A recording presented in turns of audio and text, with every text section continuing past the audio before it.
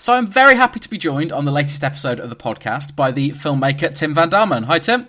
Hi, Tom. How are you? Absolutely great to have you on. I sat and watched your film last night and very much enjoyed it. So for the benefit of the listeners, can you explain a little bit about what Mega Time Squad is all about?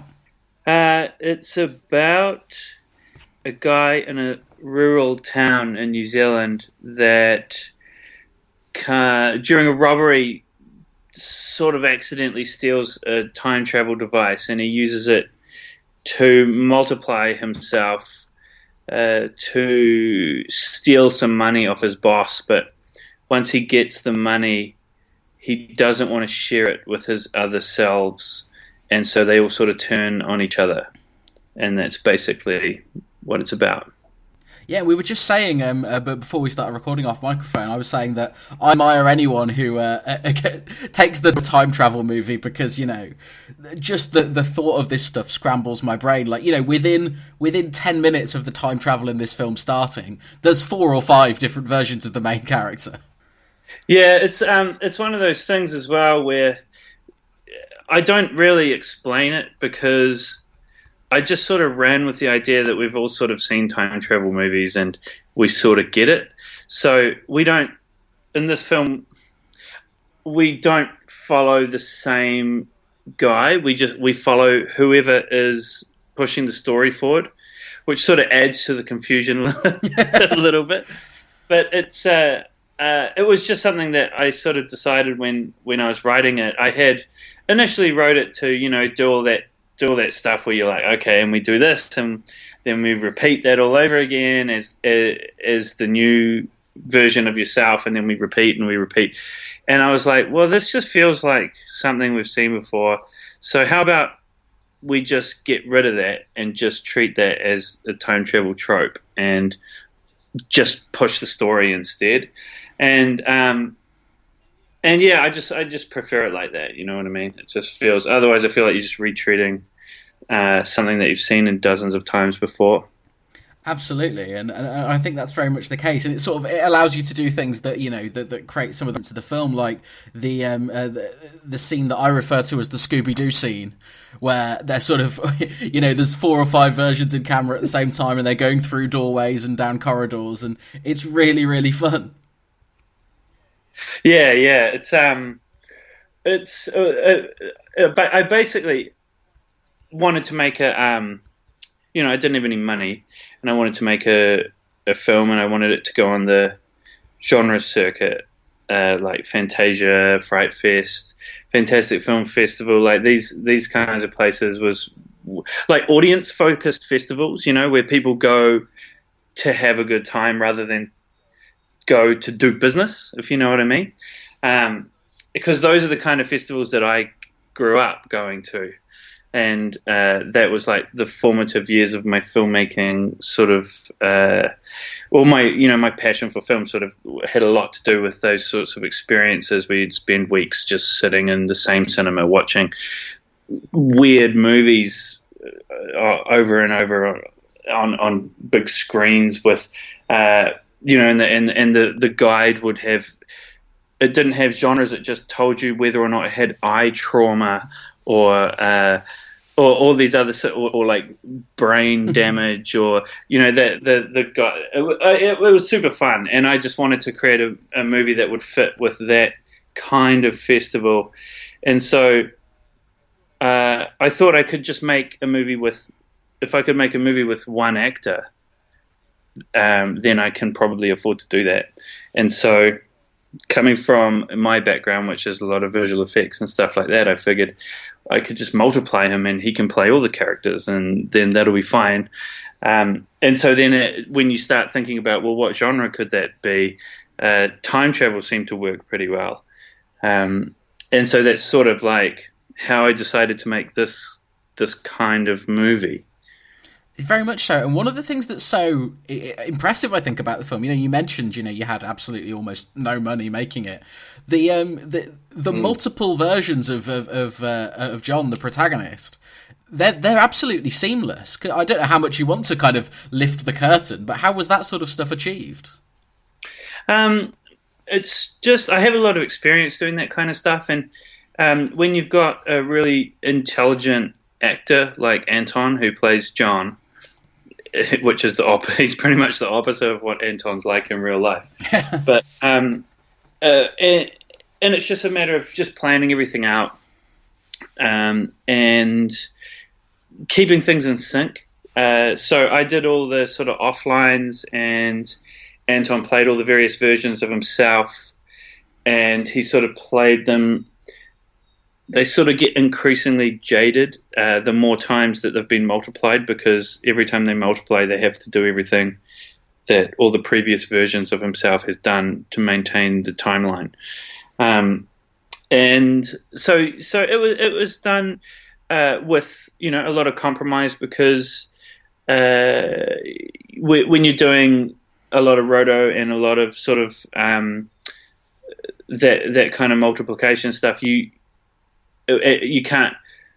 One of the restrictions is, at this budget level, you can't move the camera. So without a techno crane, you can't really sort of like have big tracking shots and all these kinds of things that I'm used to doing. And so that I had to like sort of build the restrictions of the film into sort of the formal approach, and so we decided, okay, the film's just going to be a locked off camera, and we're going to have to come up with ways to build momentum and sort of pace the film up without moving the camera, which is like quite a big challenge when moving the camera is sort of like a massive help in terms of pace and momentum, and also just for dramatic moments, like you can't help the actors anymore. Like you can't push the camera in a moment, where they're realizing something, or a moment of tension or something like this. They have to sort of do it themselves. So they can either slightly move towards the camera themselves, or find a motivation to be able to do that, or they just have to somehow perform that. So it was quite an interesting process, really, from like stepping out of my regular approach and putting some quite serious restrictions on the formal elements. It was an interesting challenge, yeah. And was it like a fun film to make? I have this image of you and Anton just with big spreadsheets and diagrams of what characters in what place. Were you able to kind of have fun with this movie, or were you kind of focused on, especially for Anton as a performer, like you say, almost every version of him is kind of subtly different? Was he having to sort of track all that stuff? Oh no! I mean, he's smart enough to keep track of all that in his head. We had a great time making this. It was just a laugh, We were, it was just us and a few friends, and we just shot it, around our friends' places and all that kind of stuff. And we had heaps of fun doing it. It was it wasn't. I definitely wouldn't call it. Like grueling or I just think we had a good time. And part of that, I mean, you couldn't make a movie like this the way I did, if it wasn't a group of friends, right? Because it's, a lot of night shoots, a lot of effects work, a trust in terms of like, is it going to be funny? Because, the last thing you want to do is they come along and then it's not funny or something like that, So, yeah, no, I mean, making it was the funnest thing, it was awesome. Absolutely, and I think we're in sort of, it's obviously this is an unashamedly kind of New Zealand film. It really has that feel to it. The small town setting is really a part of it, and we're kind of in a point where, I mean, it's largely thanks to the popularity of Taika Waititi, kind of Kiwi cinema is sort of becoming more of a thing in America and in the UK where I am. What is it like to kind of be making films in New Zealand at this point, where there is kind of a real buzz around your sort of national cinema? Yeah, it's cool. It's great. I mean, it's been really cool to see Taika succeed the way he has, and it was sort of like, so he sort of made. I was shooting this. I sort of finished shooting this, and then he started Hunt for the Wilder People. Mm. And then they released Hunt for the Wilder People, and then I released this, about 2 years later, because that's how long it took me to do all the roto and the effects and all the post-production, because I was doing a lot of it myself. Yeah. But that time difference, I think, did the film a lot of favors, because by the time Hunt for the Wilder People went out and people became, even more aware of Taika, I think it helped. It helped people be aware of my film as well.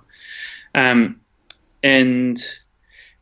yeah, New Zealand has always had this sort of dry Kiwi comedy that has always been around. And my aim when I was writing the script is, can I write a script where nobody understands what anybody is saying unless they're from New Zealand? So that was sort of like one of my goals with the dialogue. And, obviously it doesn't get there, but it gets, it's very, very sort of the way that I was living in the town that the film's set in. So it's very sort of like a reflection of the cadence and the kind of turn of phrase that was sort of common in the town that I was living in. It's great. I think the setting really comes through, and it's a really key part of the film. I very much enjoyed the film, and I would urge, it is out now, I believe, in the UK, so I'd urge everyone to get hold of a copy and watch it, because it's really great fun. Oh, it still makes me laugh. I mean,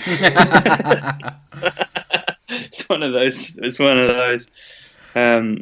Yeah, so it was heaps of fun to make, and really enjoyed it, and I've been very surprised by the response. I just thought, I didn't think something that I just would make just with my friends and in the town that I grew up in would make its way all around the world and have the sort of release that it's had and stuff like that. So it's actually been, it's been very cool. I really enjoyed it.